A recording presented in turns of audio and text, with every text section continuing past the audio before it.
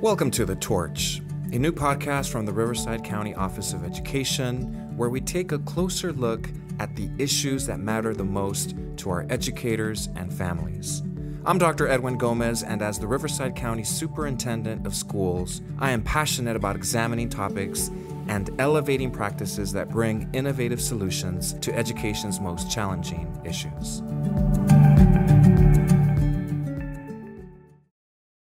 Education is constantly evolving, and here at the Riverside County Office of Education, we are dedicated to ensuring that the students we serve receive the very best opportunities so they thrive now and in the future. Today, I am joined by Sonia Reskala, RCOE's new Family Engagement Administrator. Sonia, thank you so much for being on The Torch and being our very first guest. Wonderful, thank you so much for having me. So let's get started by just talking about, tell me what your role is here at RCOE. So yes, I am the new Administrator of Family Engagement, and let me tell you, this is a passion of mine. Truly, absolutely love the work. With my background, my experience, and my upbringing. So my role here is meaningful. It's literally come full circle, if you will, with what I do. So with family engagement here at the county level, we are able to provide our liaisons, which are family engagement practitioners, and they do all of the family engagement work at the school sites in their districts. So my role is to make sure that they are provided with the tools and resources that they need to be able to improve the engagement programs that are already happening at their sites. When you say family engagement, and if you're somebody who's not necessarily from an education background, what do we mean by that? So that term comes out and you're like, well, what is it?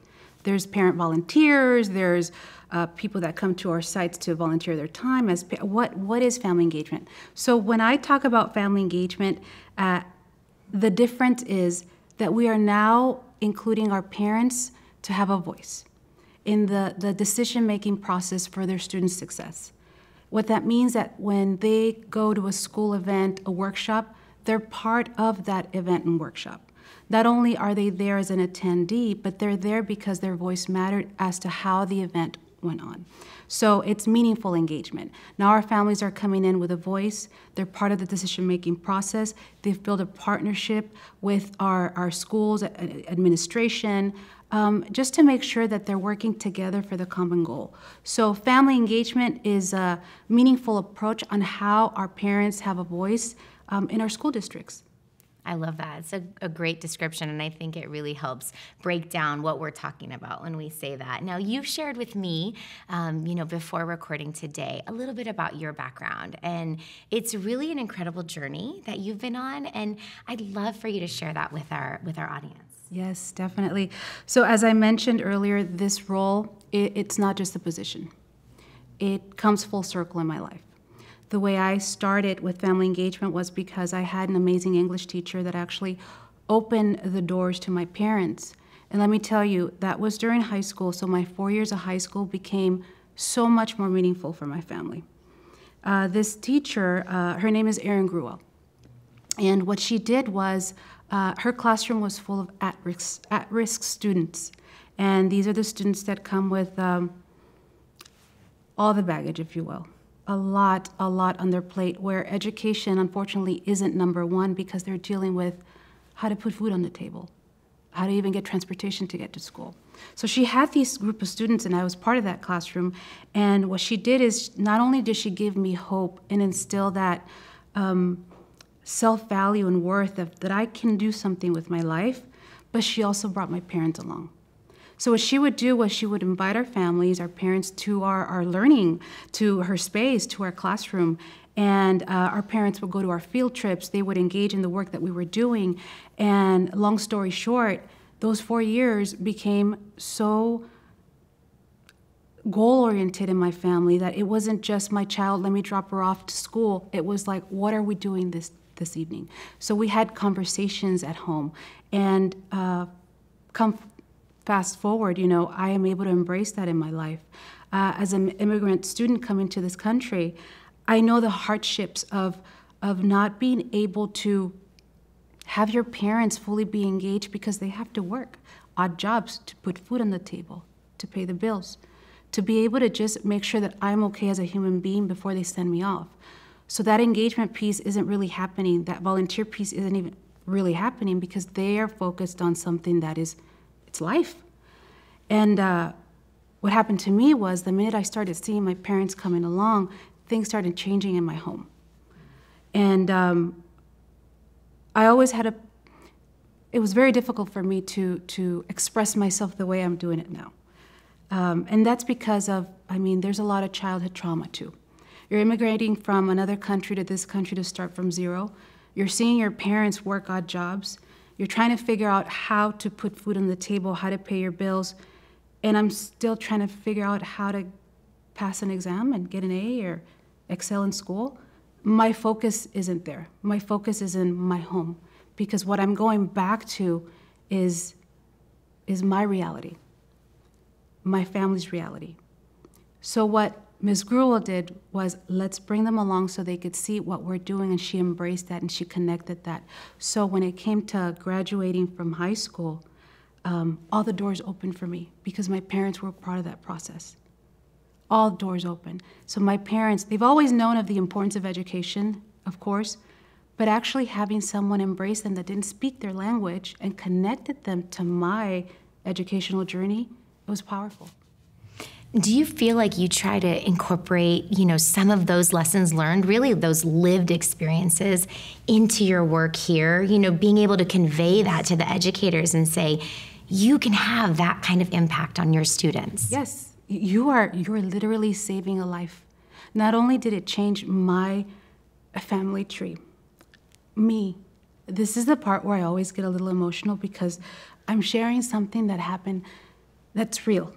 That I know that there's a lot of students, not just our immigrant students, there's a lot of students that have a lot on their plate before they step foot in school campus. They're dealing with so much that their focus is, okay, here we go. How do I even start? Now that's the student.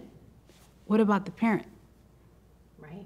That parent probably had to work 2-3 jobs to drop off that student to have a vehicle, to have transportation. Maybe that parent has a language barrier and they can't connect. Maybe that parent doesn't know where to begin because they're dealing with their own trauma. They need the help.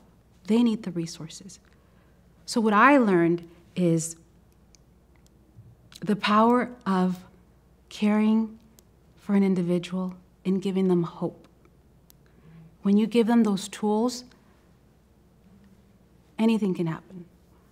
In my case, I took that and I ran because I knew there was something better. I knew that coming to this country meant something. So what happens is when my parents start getting involved and engaged and being part of the educational journey, my dad starts taking ESL classes. That's amazing. Okay? So what happens when my dad learns the English language? A better job. So what happens when you get a better job? That changes the dynamic in my home. So he was given the tools to be able to better himself to help me. So coming full circle, the work that I'm doing here is to be able to provide those tools, those resources to our families and to our family engagement practitioners. These are the people that are doing that work. We didn't have liaisons when I was in high school or family engagement practitioners. You had a counselor, you had your teacher. It wasn't like it is today. We have a wealth of resources here. And my job is to make sure that I put that forward and that when we train our liaisons, that when we train our practitioners, they're able to take those tools and implement them at their school sites to connect their families. I love that. And thank you for sharing your story so honestly. And it sounds like we've come a long way in really acknowledging that we are here for the child and the student, not just from, 8 a.m. to 3 p.m., but for their whole day, their whole life, because they're bringing that to the classroom. Exactly. Right? And so we need to be there for all of it, and we need to bring the parents into that.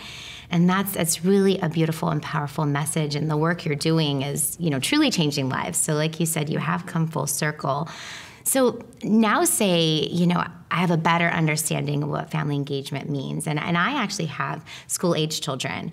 And so, how can I be that kind of advocate? How can I get more involved and make sure that, I'm doing everything I can as a parent to connect with that school Yes. and give them all the resources that are there for them? Yes, well, you're a working mom, so you can't physically go to every school function or event. correct? Right. I'm a working parent.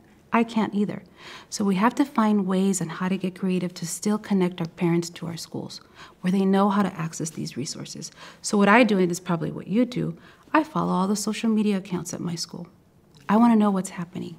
I want to know what's going on. When is the next event? When is the next meeting? When is the next workshop for me as a parent? I also stay connected with my child's teachers, their emails. Who do I call when my child is absent? Knowing the contact list, attendance, who's the administrator, who's the counselor, who's the mental health therapist. So you being connected in that sense opens doors. Now you're able to provide something to your child when they're, for example, they don't know how to do math. But you saw on a website, whether it's Facebook, Instagram, or a phone dialer that came in, a recorded message, an email, a text. There's all forms of communications that schools offer to provide resources and information to parents. Whatever your mode of connection is as a parent, you take that and you go, ooh, they're hosting a family math night. Let me go check it out. So these are things that are already happening in place at our schools, but it takes a parent to also want to know these resources, but it also, on the receiving end, our educators, to be able to provide these services to our families. And whether it's, like I said, through social media, email, text, phone dialers, phone recordings, that communication platform, try all modes because we never know who's on the receiving end. So being connected, staying active, and knowing who your contact people are at school help out tremendously. That's amazing. And I think, so your role within the Riverside County Office of Education is to really equip those family engagement, administrators at the school sites with all of these tools, with these examples. Tell me more about that. How do you work with them? And, what kind of examples are you giving them, best practice research, things like that? Tell me more. Definitely. So at the county, we offer family engagement network meetings. And during these meetings, we invite guest speakers. We offer professional development. We provide, tools, resources, how-to action items, how to do your job. Sometimes we hire, individuals in certain positions. It's like, okay, where do I begin? How do I do this? It's a lot. And my job is to be able to bring in these practitioners, the liaisons, to feel better about their role, to know how to do their role. And by that I mean how to create these flyers, how to create these social media links, the Zooms, the Google Meets to connect with families, how to record a message on the platform that you use at your district, how to just put on a workshop that's virtual or a hybrid meeting, how to set up for a meeting that's in person, how do you welcome our parents. There's a lot of back, process and procedure that happens that our families don't see that you got to get before you host an event. So providing these tools and helping and enhancing what's already happening at our districts will help our liaisons. Also, we're incorporating Dr. Gomez's 4 initiatives to the family engagement work, which is huge, like literacy by 5th grade. We have an app for our parents to be able to connect. It's a free app to connect and see how to help their children with their learning and their reading. And we have mental health. I think we have a Care Space program, I believe, and that Care Space offers workshops for families. Financial literacy also offers workshops for parents. And then we have our wellness and equity and inclusive practices, which also we have esports for our students. And that connects our parents also to that work. And they feel a little more like a sense of ownership, my child is doing this, our county is offering this, let me be a part of that and see how I can engage. So that's some other methods of tools and resources that are offered through the Family Engagement Network. I love that. And I know that we're talking a lot about, the family engagement team, whether they're here at the County Office of Education or at our school districts, on our school sites. But, your example that you started with, it was your English teacher. Yes. So, family engagement is not simply left to one individual at a school, right? And so if I'm an educator listening, give me some ideas. How do I think outside the box a little bit to know, and I know we ask a lot of our teachers, of our educators, because, not only are they teaching English, they're teaching the skills, right? But now we're asking them to do this. But as you've talked about, the outcomes, grow exponentially when they do so. So tell me how everybody can be a part of family engagement. It's a community. It's not just one individual. It's not just the teacher. It's not just the practitioner. It's not the liaison. It's all of us. All of us.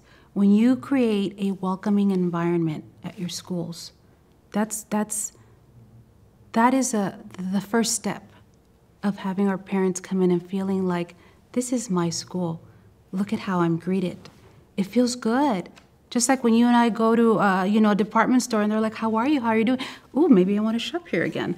It just feels good. So we want to make sure that everyone takes part in the family engagement process. When a family comes in the front office, how are you welcoming them? How's the front office staff? Now, mind you, I understand sometimes we get angry parents, sometimes there's a lot behind the scenes, and that person there is probably like, oh, here we go again. But that is the role that you have to welcome our parents. Do you have resources laid out when they walk in? Is there a QR code where they can check their phone and maybe pull up a list of resources that would help them? Maybe that's all they needed, and they don't have to go up to you and say, hey, is there anything? It's already there for them. So from the front office staff to nutrition workers to our parent liaisons to our educators, creating an open space, a welcoming environment goes a long way. So for our educators, starting off with maybe even at the high school level, we have parent volunteers. Having your parent volunteers come in and be a part of your upcoming field trip, connecting with the families, building that trust is huge. So when we all work together for the same common goal, it's just magic happens in the home, just like it did with me.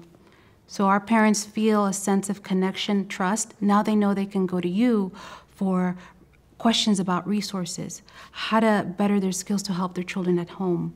When is the next math night? When is the next African American committee meeting? When is the next English language, which is ELAC, committee? These are all committees that parents can be a part of. And it just takes a village to be able to provide these services and committees to our families.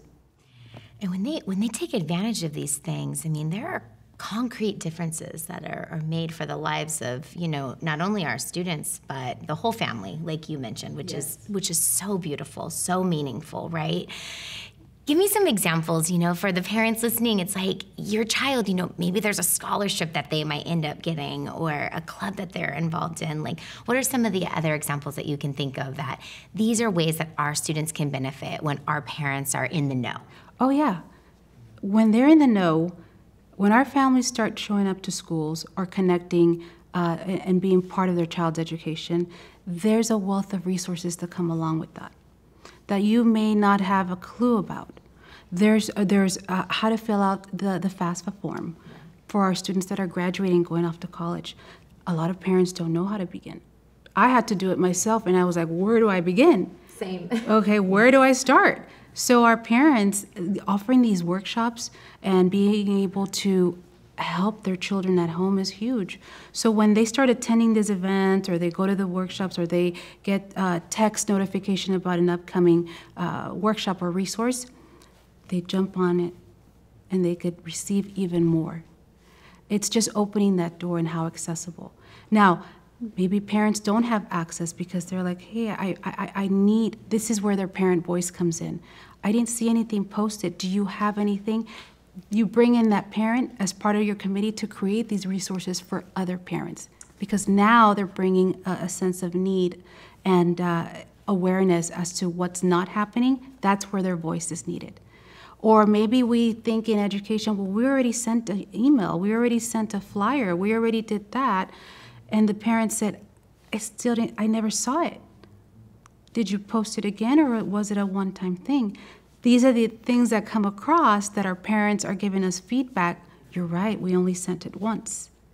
So when they start bringing in this voice and awareness of how we're communicating the information, now we become partners. Now we're able to provide even more resources to our parents because of that insight. Thank you. I love those tips and those ideas about how it kind of comes full circle and we're partners together. That's so powerful. Just before we close, before we end today, Are there any final thoughts that you'd like to share? Well, you nailed it when you said partners. Being partners in education. Building that trust with a family goes a long way. When our families are telling you that they're in need, when our families are telling you, I don't know where to begin, when our families are saying, I'm new to this country, I have no idea what you're talking about. Yet I'm expected to still send my child to school every day, but I'm dealing with all sorts of issues at home. So partnership, building trust, hands down, number one thing. So the process, the work behind the scenes, it's massive. It's not easy for the educators and for our families. For the educators, prepping, getting to know our families, making sure that there's workshops, that there's resources, that there's funds for these events, that when we call our parents, we're hoping that they show up. There's a lot happening behind the scenes, but the work is being done. And now on the family side, is there transportation? I'm hungry, I can't take my child to school. We don't have food at home. Clothing, health issues, family dynamic. There's baggage upon baggage because it's life. It's life.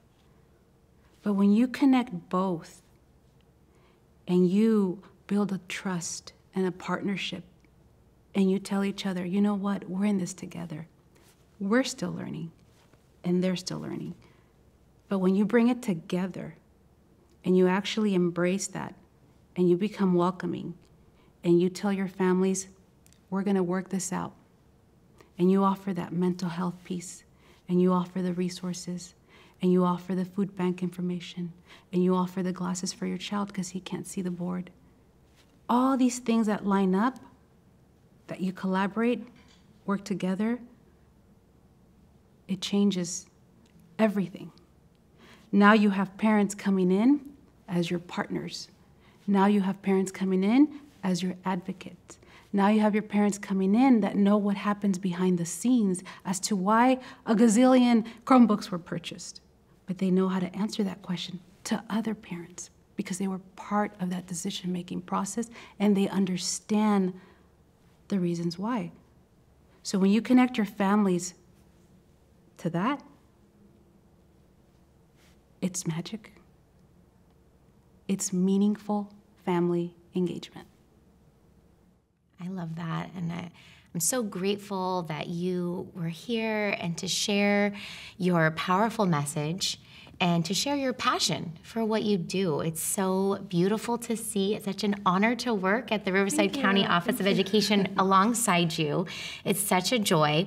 And also, thank you for being our very first guest on The Torch. I love it. We are incredibly excited about the future and bringing the incredible programming, the incredible work that's being done here at RCOE to our community. And so thank you for your time, thank you for your passion, and thank you for changing lives every single day with what you're doing. I appreciate that. Thank you so much. Thank you so much. A pleasure to be here, and let's keep doing the work together, right? We'll keep doing it. Thank you so much, Sonia. Thank you. And thank you for listening in. The Torch is a new series from the Riverside County Office of Education, so make sure to follow us on YouTube and your favorite streaming platform. We are so excited to bring you the stories of our passionate educators so we can serve our community, our families, and our students.